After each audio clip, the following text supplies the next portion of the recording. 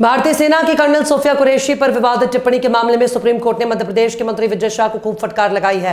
गुरुवार को नए मुख्य न्यायाधीश भूषण रामकृष्ण गवई ने उनसे कहा कि उन्हें संवेदनशीलता दिखानी चाहिए और मध्य प्रदेश हाईकोर्ट में जाकर माफी मांगे। सीजेआई ने कहा कि एक संवैधानिक पद पर बैठा व्यक्ति ऐसा बयान कैसे दे सकता है। कोर्ट ने विजय शाह के खिलाफ दर्ज एफआईआर के मामले में हस्तक्षेप से भी इनकार कर दिया और एफआईआर पर रोक से साफ इनकार कर दिया है।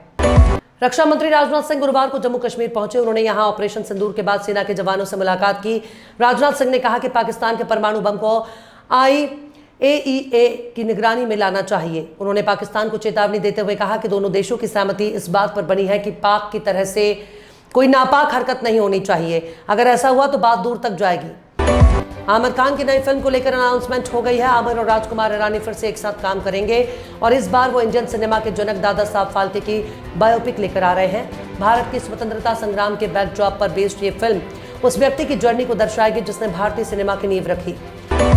उत्तर प्रदेश स्थित गौतम बुद्ध नगर की जिला अदालत ने समाजवादी पार्टी के अध्यक्ष और पूर्व मुख्यमंत्री अखिलेश यादव को गोली मारने की धमकी देने के मामले में प्राथमिकी दर्ज करने का आदेश दिया। वरिष्ठ अधिवक्ता और समाजवादी पार्टी के अधिवक्ता सभा के राष्ट्रीय सचिव रामशरण नागर के आवेदन पर अपर मुख्य न्यायिक मजिस्ट्रेट रवि कुमार सागर की अदालत ने मंगलवार को सूरजपुर कोतवाली पुलिस को अमरेंद्र प्रताप सिंह और अन्य के खिलाफ मुकदमा दर्ज करने का आदेश दिया। मुख्यमंत्री योगी आदित्यनाथ की सख्त नीति के तहत नेपाल सीमा से सटे जिलों में अवैध कब्जों और बिना अनुमति चल रहे धार्मिक स्थलों के खिलाफ लगातार कार्रवाई हो रही है। सरकारी जमीनों पर बने अवैध मदरसे, मस्जिदें, मजार और ईदगाहों को प्रशासन बुलडोजर से ध्वस्त कर रहा है। महाराजगंज, श्रावस्ती और बहराइच में ऐसे ही अवैध निर्माणों को हटाया गया। योगी सरकार राष्ट्रीय खाद्य सुरक्षा अधिनियम के तहत अगस्त 2025 तक मुफ्त राशन मई और जून महीने में ही वितरित करेगी। अगले 3 महीने का वितरण मई और जून में अलग अलग चरणों में होगा। खाद्य और रसद विभाग की बैठक में इस पर सहमति बन गई है। इस नई व्यवस्था के तहत मई का राशन वितरण अब 20 मई तक होगा। दुनिया के हर कोने से लोग चारधाम यात्रा में आने के लिए इच्छुक हैं। यात्रा के लिए पंजीकरण का आंकड़ा 28 लाख पार हो चुका है।